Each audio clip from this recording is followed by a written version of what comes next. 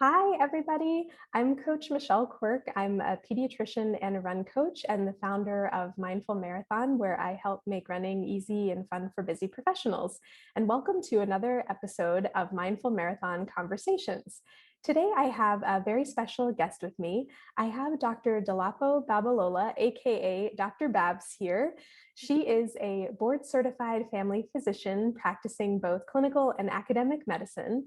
And she is also the founder of her holistic wellness company called Living at Their Finest, where she serves as a wellness strategist. And she is awesome. So, welcome to the show, Dr. Babs.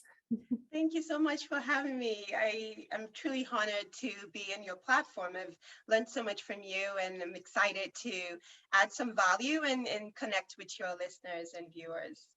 Yeah, and the feeling is mutual. I've learned so much from you, and I love your podcast. Yeah. So, tell us a little bit about your mission with Living at Your Finest. Yes, it's all about us living at our finest.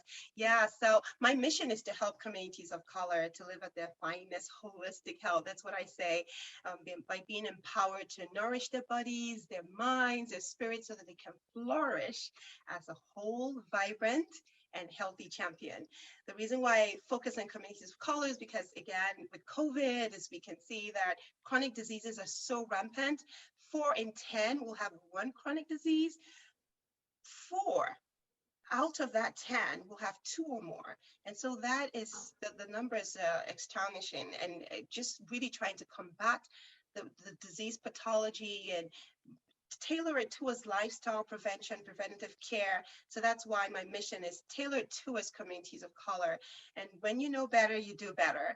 And I do this by applying just the principles of lifestyle medicine and obesity medicine in a fun, fundamental, and a faith-based framework through a couple of my resources, coaching programs, YouTube, as well as podcasts. So that's what I'm all about. I'm truly passionate about it, and I'm glad to be able to share some of that with you today and your listeners.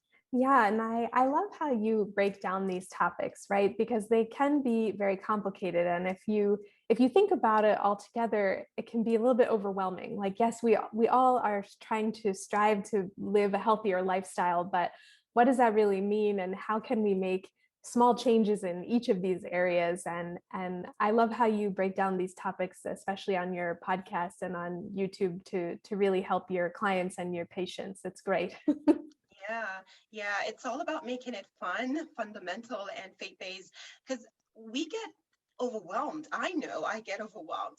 You get to this paralysis, you have too much overload, and you're like, you know what, forget this. I'm not even doing anything. And as you know, there's just so much, exercise in the morning, exercise in the evening, when it's best, when it's not best. The same thing applies for food. So how can we make it simple, just basic stuff so that we get it done? Small wins, small steps that become bigger, wins, and our health begins to feel it. So yeah, I'm with you on that. Really trying to make it simple and applicable for all lives and ages. Yeah. Now we were talking a little bit at the beginning here, but what do you find as the most common hurdles when it comes to exercise? I'm sure you get that question a lot. Oh Like what yeah. that people tell you, what are their hurdles? I'm sure my runners have similar ones. Yes. So the most common one is just time. Time management. We're all busy, doing, if we're not running after our own jobs, our kids, our families, just a lot to do. And so how do we carve out that time? So before I got my experience with lifestyle medicine and obesity medicine, I used to think that it all has to be scheduled 1 hour, 2 hour, all at the same time. But I've learned science shows that if you can just, even if it's not just that 30 minutes that the American Heart Association recommends, 30 minutes, 5 days a week, just to start at the minimum, right? Because we know that you can do more. But if you just start at the minimum and start where you're at, if 30 minutes, you can't do all 30 minutes at one time, do 10 minutes here and there, adds up, it accumulates, right? So Mhm. time is the biggest hurdle. And I just have to sit down with my patients, with my clients, and navigate where we can fit the time. But that's for scheduled exercise. And we also have to have conversations about being active on a regular basis. So it's not just the scheduled exercise, which we call NEAT, right? Mhm. NEAT, which is the non exercise activity. fidgeting, walking, playing, dancing, all those things. If I can tell you a secret, if you haven't already heard about me, I do not like shopping. But the moment I heard that shopping and walking up and down adds to my calorie burns, I was like, okay, let's do this. Just put on some earphones and it's all added up. So, studies show that you could exercise 1 hour, but if the rest of the day you just sat down doing nothing, it doesn't give you any benefit, mentally, emotionally, in every aspect of your life. So it really does add up. So that's how I have those conversations with clients and patients about how to make it possible with the limited time that they have. Yeah, I was just thinking to myself, I find that I park very far away in parking lots. So it forces me to walk even at work, park Yeah. park in the furthest end of the parking lot. So you have a little further of a walk, and then always take the stairs. And unless you're going up, a really tall building, but Yeah, try to absolutely. always opt for the stairs. All of that adds up. It all adds up. Absolutely correct. Yeah, now besides time, do you have one more obstacle you want to share, and Yeah, how to yeah. overcome it? Oh, yeah, there's tons of them. So other obstacles, it's just really weather. I know. Oh my goodness, it's so funny because, you know, I used to be that way. I mean, I enjoy exercise, and I really do, but there are obstacles where, okay, it's cold, I can't go out and do my usual walk, and then it's too hot, I sweat too much. I played those ones too. But knowing your why you doing it, right? Exercise, and I guess people prefer to hear it more of movement, right? Because exercise tends to make people scared, because of the the idea of exercise scares people. So if I would call it movement, right, or Yeah. fitness, so understanding that you can create it around the weather and have your backup plan. So for instance, yesterday I was able to go for a 4 mile walk. I knew the weather was going to be slightly cold. I had all my sweater, I pulled it out, I had it ready, my gloves, whatever it was I needed, I had it ready. Now, if I decided that, well, it was just too cold, I couldn't do it, then there's several resources, YouTube, where you can do walk, within the house, stairs up and down. So that's another huddle. Don't let weather be, your obstacle. If it's sunny, you don't want to go outside to, maybe just wear something lighter, and so that you can get stay hydrated, wear something lighter that will help. Allergy, I do have really bad allergies. So during the spring, I just make sure, for me, I take Georgia honey because I'm in Georgia. That helps.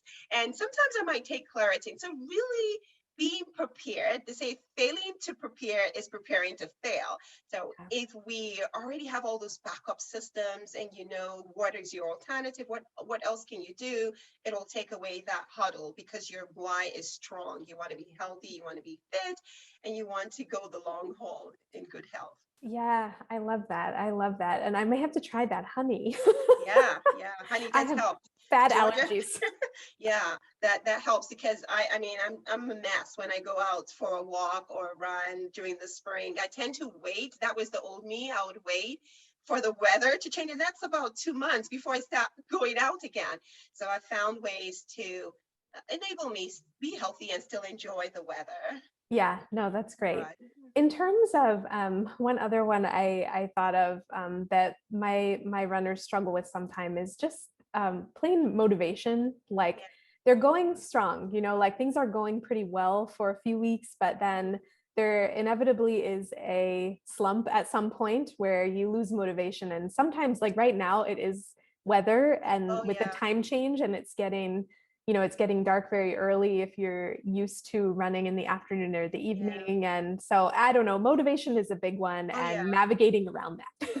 That definitely motivation is, I mean, I've had my moments where I just don't feel like it, but I find that when I actually start playing my music before I actually start, it Mhm. motivates me. And I'm like, wow, this is amazing. So we all have something that would trigger us to us doing what we need to do. We just need to figure what that is. For me, it's music. Once I can Wow. get good music started, and I don't Mhm. wait to when I actually start my first step. I start the Yeah. music early. So, my favorite music, my favorite song, I motivate myself. So yeah, just really making sure whether, for some people it might be a quote, maybe Mm. an affirmation, something that triggers you because well, just like you said on my podcast, you never regret going out for a walk or a run. You never say, "Oh, I wish I did not do that. I should have just Right. stayed in bed." It's never something. So knowing that your buddy's going to thank you for it, and also having a schedule. Not that I'm saying, and this is for the scheduled exercise, right? All the time we do need to be up and about, and if you have a desk job, maybe every hour just have an alarm if you have that and get Mhm. up, stretch, do something, but not just sitting down because we know that data shows that all cause mortality increases the longer you sit. So 6 hours or more. So when I talk about scheduling exercise, I'm talking about that 1 hour that you're scheduling. It's different from the regular activity that you do. So just making sure that you have it down, because if you don't put it down, if you don't prepare for it, it's not going to happen. And then just pay attention to what those triggers are going to be, or the obstacles, so that you can navigate against them. Yeah, no, I love that. And with my scheduled runs Yeah. or whatever it is, cycling, yoga, I'm a morning runner generally. So I just set my clothes out the night before because believe me, like I'm not a morning person and I love sleep. And when the alarm goes off, I'm like, oh. But if I am opening my eyes and I see the clothes right there, I pretty much just have to fall out of bed and put Yeah. them on. And once I am in the act for me of tying my sneakers, I'm okay. Yes, yes. I like how you said that, that when the alarm clock goes off, you're like, oh my gosh. For me, what I actually tell myself, is it Monday or Tuesday? Because those are the days that so if it's a Wednesday or Thursday when I'm going to work, I'm like, okay, yeah, I don't have to go out. But at the end of the day, we really need to pay attention to the why. What is the benefit of doing this? It's moving. It's just helping our heart rate. This is Diabetes Awareness Month.